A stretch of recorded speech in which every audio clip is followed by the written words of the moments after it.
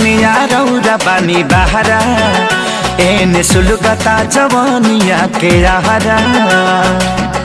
ए जी बोली ना चढ़ल फागुनिया रौरा बानी बहरा एने सुलगता जवानिया के आहारा। काम मरद वाला के करी रौरे बोली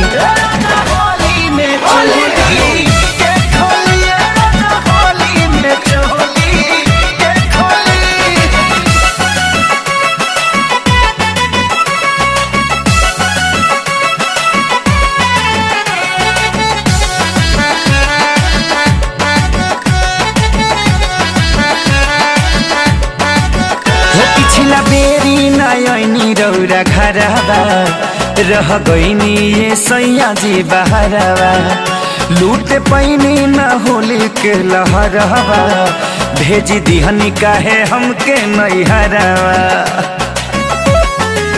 हो पिछला बेरी नयनी रौरा घरवा रह गईनी ये सैया जी बहरवा। लूट पैनी न होली के लहरवा भेज दिहनी काहे हमके नैहरवा।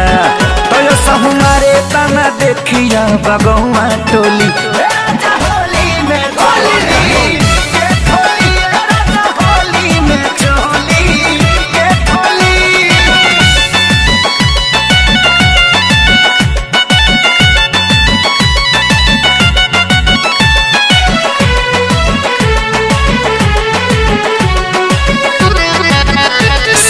हाथी भी आ गईले राजा लेते बड़े अपना मेहरी से माजा। आंखें सारी आजाद विवेकवा रोजो धरे अपन मौगी के पाजा। समझे हाथी भी आ गईले राजा लेते बड़े अपना मेहरी से माजा। आंखें सारी आजाद विवेकवा रोज धरे अपना मौगी के पाजा। कसैया दरद के गोदानी रोजे गोली